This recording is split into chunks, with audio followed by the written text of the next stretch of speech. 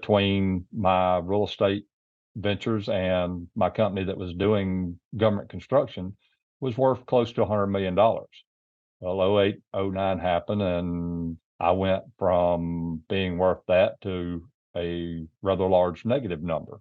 That put me into a tailspin. Went through a divorce and couch surfed for a year and a half. I woke up one day and I said, all right, this isn't you. You're being lazy. You got to get back at it. Cowboy way. You get thrown off the horse, you got to get back on. This is your daily real estate syndication show. I'm your host, Whitney Sewell. Today, our guest is Cowboy Joe. Joe Marques. He's 39 years of experience in construction, project management, real estate development, and environmental remediation. He's been involved in numerous real estate development projects across the U.S. And he's done lots of things in real estate, which you're going to hear, but he's been involved in many unique projects in the Caribbean and South America, ranging in value from 1 to 100 million in value. But he's done lots of different things. He's on a mission now to developing entrepreneurs, their minds, to get them to know who they are and how powerful they truly are. He studied under some different financial investment and capital structure experts. But his focus is studying and teaching velocity of money and money flow management, which I love those thoughts and learning more about that. But today you're going to hear about, obviously being raised on a ranch, but a grandfather who was a businessman, to him becoming a millionaire, but then losing it, right? In '08 and '09, we've all heard a number of stories like that. But what I love the transparency that Cowboy Joe has around that time frame, and some of the real lows, right, that happen when you lose everything, and it's so hard to even imagine where your mind is during that kind of loss, but how he came out of that and what helped him to come out of it. But then you're going to hear in another segment the next day on capital structures and how he feels about debt and equity in '08, '09 versus today, and really breaking down how to think through that, whether you're passive or active. I think you're going to learn a lot. Cowboy Joe, welcome to the show. Honored to have you on. I've after reading a little bit about you, actually seeing you on another podcast, I had the team reach out because I thought you'd be a great guest. You just a lot of great experience, even some war stories. I know we're going to dive into a little bit that I think's helped you in a massive way. It's going to help the listeners as well. But welcome. Thank you for having me on here, Whitney. Really enjoy doing this, and hope by sharing that I add value to your listeners as well. Yeah, I have no doubt that you will, for sure. Well, 39 years of experience in construction, project management, development. Lots of different aspects of this business and real estate, and no doubt you've learned a lot, to say the least. But let's hear a little bit about that, though. Let's go back to your experience in real estate, how you got to kind of where you're at today, because there's many things there that I know are helping you now to help many other people, that you learned, right? So let's back up a little bit. Who's Cowboy Joe, and how did you get to where you're at today? Well, I was raised on a ranch. My granddaddy was a very intelligent businessman. He built an empire in Sumter County, Alabama, literally built most of that town and that county with partners. I developed a love for the land and improving the land throughout that. Went into college with majoring in environmental science with the thought that, okay, I can do stuff that benefits the land, and started doing environmental remediation with a little bitty company called Waste Management Incorporated, traveling all over the world, literally, and was enjoying that. They sold my division to another company that I didn't agree with their business practices, so I went into business for myself. Started investing in real estate. I'll date myself here. My first mentor was Charles J. Givens. There's probably not a lot of people that know who he is, but he was one of the original real estate educators in the space. He's passed since then. I started in fix and flip and creative finance, but I loved development. I loved, what can I do with raw land? So I just jumped into development wide open. Back then, we were taught money sitting in a checking account was dead money. It had to be working. So you take that money, you put it to work and you leverage it into something else. And if you got equity in a project, then you take that equity as well and you leverage that into something else, and you keep leveraging. Well, leverage is the secret of the rich, but it's strategic leverage, making sure you're not over leveraged. 08, 09 come along, and following those concepts, I was like, okay, we're rocking and rolling. And between my real estate ventures and my company that was doing government construction was worth close to $100 million. Well, 08, 09 happened, and with all that over leveraging and things, there was a domino effect, and I went from being worth that to a rather large negative number. That put me into a tailspin. I spent, well, I also had a four-wheeler wreck that had me bedridden for about 7 months, and then I used that as an excuse not to do anything for another year and a half. Went through a very brutal divorce, and couch surfed for a year and a half. I learned that term from my kids. That's euphemism for being homeless. Basically would stay at a friend's house until I wore out my welcome, and then go to another friend's house. Stayed in my truck for a while as well.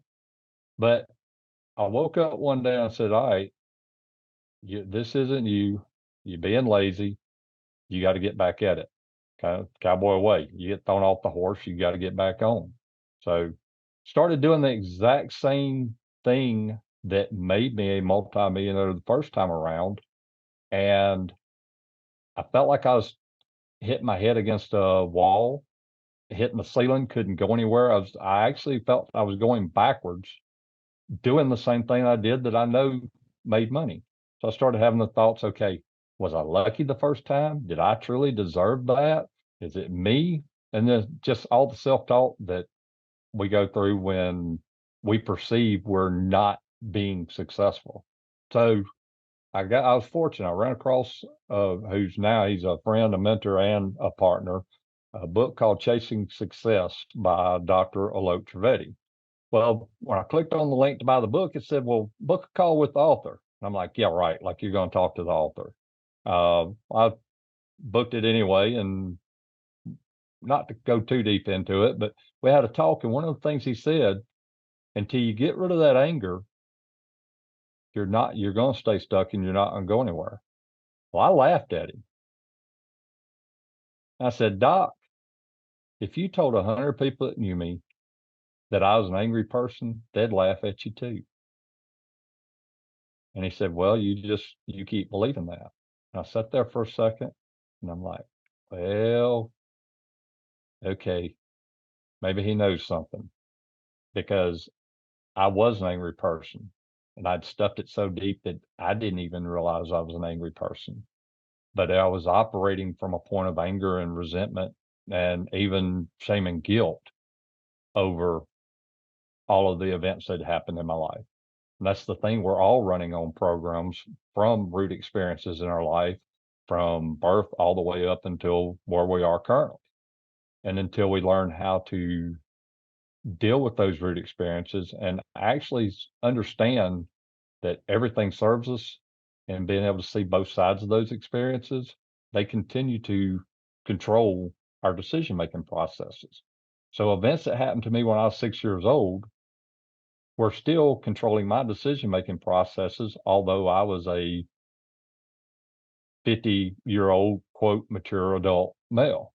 I was still making decisions as a 6-year-old because those programs were still running me. Being able to change that, now I can make high performance decisions because I can take a step back and understand that my perception is one sided, and step back to be able to see both sides, because every moment has both sides. It's our perception don't allow us to see it. So you step back, you're able to see both sides, you're able to make a informed decision versus running on programs.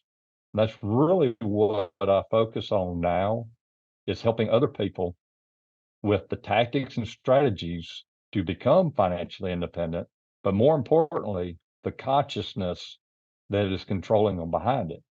Because if you don't resolve the consciousness, yeah, you may be able to have short-term success in tactics and strategies.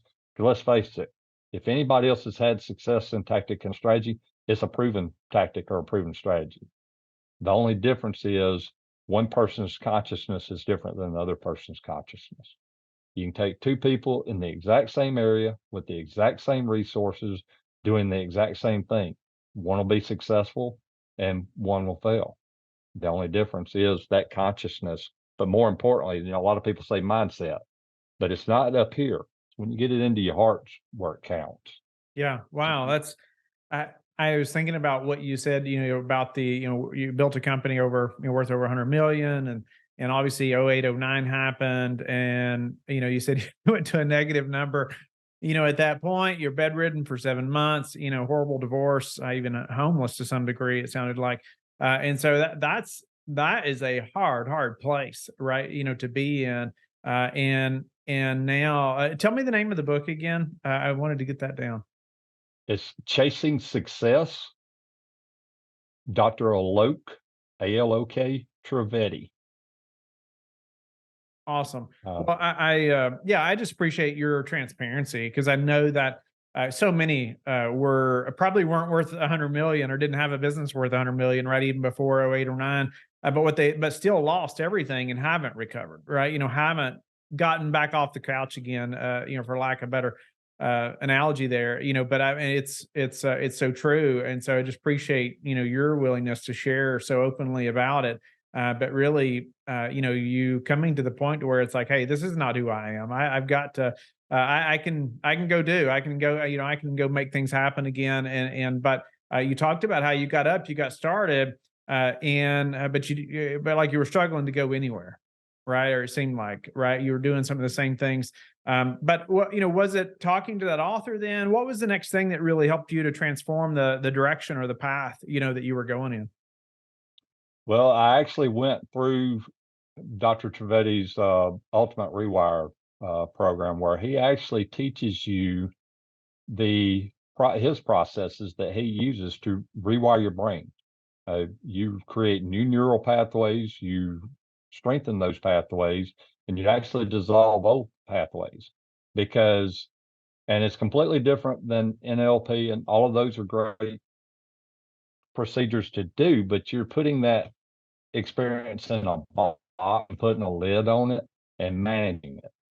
So if you have another event that happens and it knocks the lid off that box, it's right back there at you again. Same thing with most therapists. They carry you back to the moment, but then they don't carry you through the moment. So all you did was you strengthened that charge again. You made that neural pathway that much stronger, and it made it that much more control over you versus going through the processes to dissolve that charge. The minute you dissolve that charge, you've dissolved that pathway. You've started creating a new pathway. And the more you stay on the new pathway, the stronger it gets. It's an entirely different way of thinking. When you start doing the processes, your brain automatically starts thinking that way. That's one of the things I love about his processes is he doesn't want you dependent on him. He teaches you the processes. And of course, now I teach those processes as well because we've partnered and I help teach these processes as well. The biggest thing is you don't have to sit and try to control and manage it. It's an entirely different way of thinking. Let's speak to that way of thinking a little bit, or maybe this is kind of what I was moving into anyway, almost. But you had referenced earlier, maybe even before we started recording, about this paradigm shift for financial independence, right? But speak to what that looks like and how this has come from what you were just talking about as well, as far as shifting our thinking, right? Number one, you have to know what are your beliefs around money and what are your values. We're all wealthy, but we judge ourselves based on what form that wealth is in. Like a lot of us say that we want money. However, if money's not in your values, you very rarely will have money, at least long term. If your beliefs around money, and even jokingly, a lot of people say, I want to be filthy rich. Well, if you're thinking that being rich is filthy and you want to be upright and moral and that you're a clean person and that, then you will automatically do things to not be rich because you're associating rich with being filthy. And if you value social connection, then you will spend money to make sure you've got social connection. If you value your health, if you value your family, then you will spend money to be wealthy in your family and in your health, but you'll judge yourself because you don't have any money.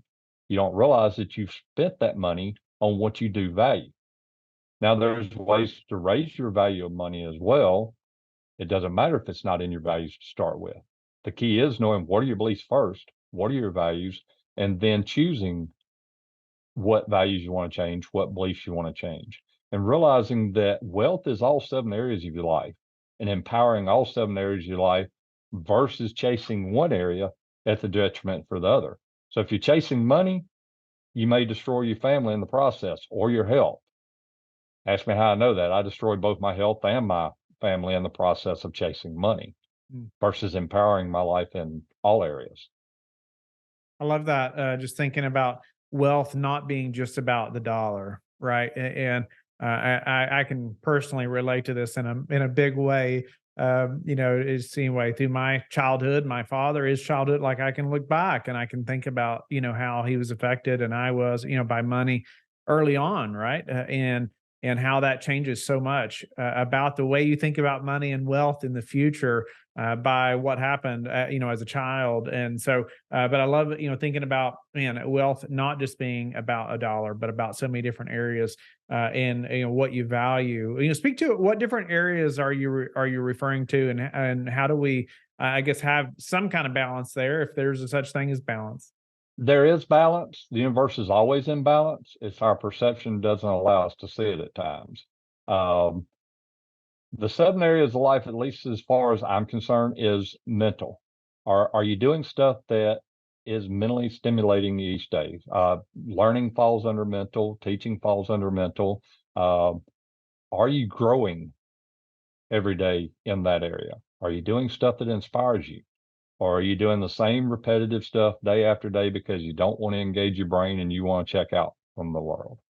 And then the next is vocation. Is your business or your job inspiring? Do you get to impact others?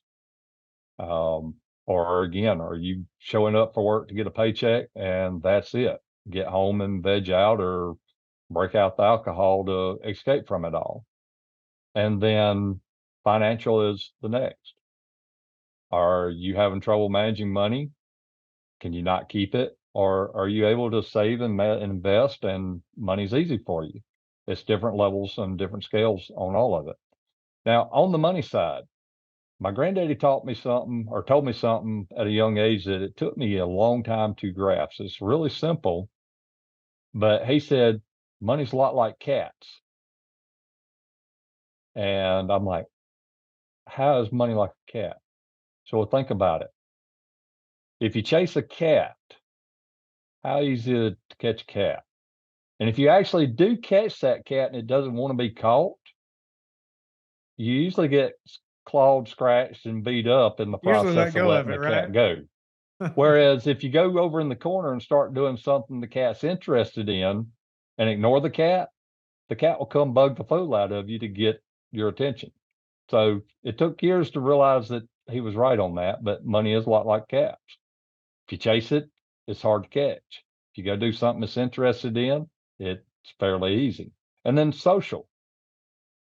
Are you hanging out with friends that you go to clubs and drink and you basically the only reason you hang out with them because you have nothing better to do and there's nothing else? Or do your friends inspire you to do something more?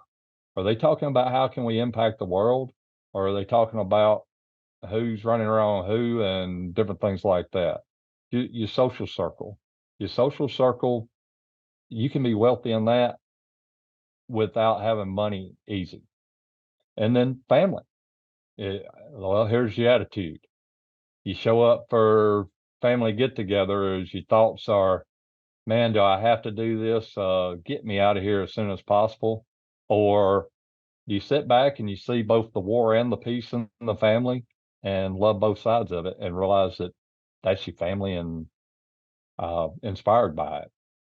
And then the last is physical, and physical is health.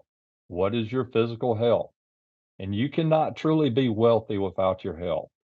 Uh, that was another thing that I learned during the process of going broke. Before I went broke, I was at an event and there was a Canadian billionaire in there.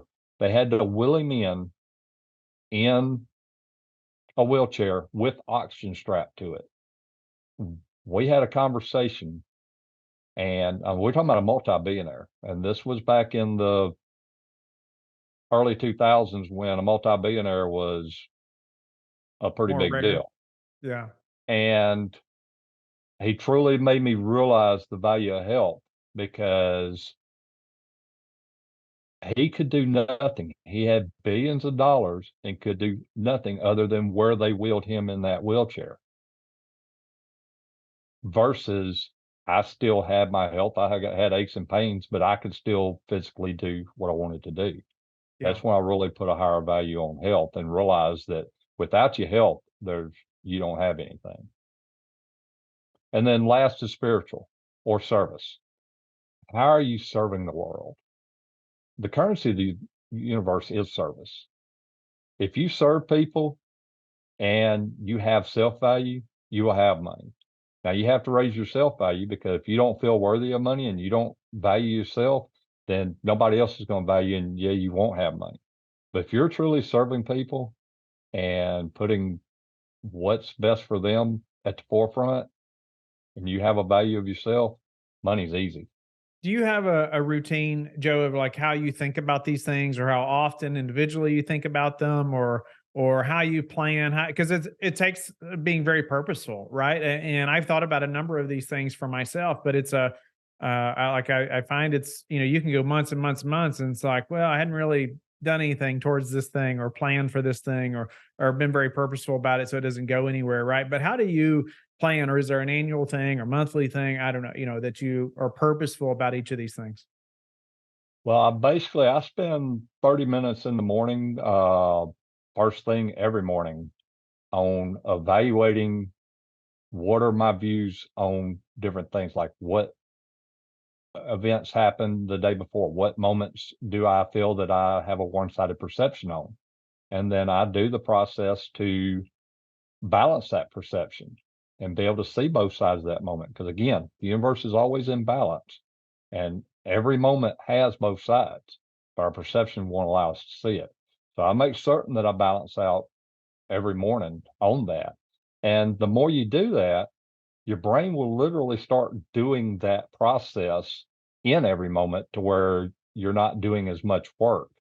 Um, and I can look back over the events of my life, and the absolute worst thing that happened to me in the moment, what I thought was the worst thing, was some of the best things that happened to me in my life when I look back over time. Well, the great thing about if you do it daily, you don't go through the torment of years thinking that you were a victim of this circumstance when actually it was there to serve you the whole time. Yeah. Wow. It's a hard place to get to, right? Or when I think about, all the things, we listed earlier about the hard time, 08, 09, what that led to for you, that's some really difficult stuff. But you wouldn't be where you're at today, right? If those things hadn't have happened, or you wouldn't be able to help as many people today if it wasn't for some of those things, that happened during that time.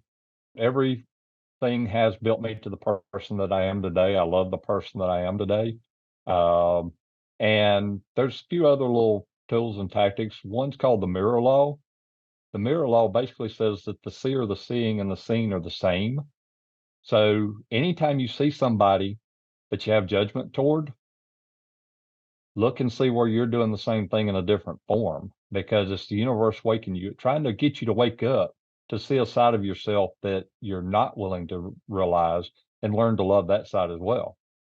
Anytime you see something in somebody that you admire, then either you're being too humble or your self-worth isn't high enough to see where you have the same thing, and being able to see that you have that attribute as well, because the mirror law basically says that you can't see anything that's not in you. Towards the end of this segment, I wanted to ask you, I want to remind the listeners too, that we're going to do another segment with Joe, and we're going or Cowboy Joe. We're going to dive into a few more things around where he talks about balancing the capital and the debt, capital structures and real estate, and thinking back to 08, 09, what happened there, but versus how he's doing it now. And that's I get that question all the time as well, and I know it's a popular thing, right? We want to make sure we learned, right? We want to learn from those who were active in real estate during that time, and so we're not caught in the same spot. So I just want the listeners to remember, hey, we're going to talk about that. It'd be tomorrow's episode. But first, Cowboy Joe, anything else around the values or the beliefs or the wealth, the things that we were just talking about that you would leave the listeners with before we have to go today? The biggest thing would be make sure that you know your values. A lot of people think they know their values, but they're actually subordinating to other people's values that they enjoy. And it can be the church, your parents, school, different things like that. And you can listen to your language. If you're saying, I should do this, I need to do this, then you may be doing something that's not really in your values. It's something that somebody else has injected their values into it. When you saying, I love to do this, I choose to do this, that's usually an indicator that you are in what is your highest values. Cowboy Joe, how can the listeners get in touch with you and learn more about you? The easiest way to learn more about me and get in touch with me is my website, cowboyjoe.me. That's me, just like me. Look at the events I have coming up. I've got a boot camp. It's a 3-day boot camp coming up in September that I teach you the tactics, strategies, and the consciousness around it. But more importantly, you start implementing right then and there. That's why I call it a boot camp, not a workshop, because if you don't take action, it's worthless. A lot of people say knowledge is power. Knowledge is useless if you do not apply it. Applied knowledge is power. Thank you for being with us again today. I hope that you have learned a lot from the show. Don't forget to like and subscribe. I hope you're telling your friends about the Real Estate Syndication Show and how they can also build wealth in real estate. You can also go to lifebridgecapital.com and start investing today.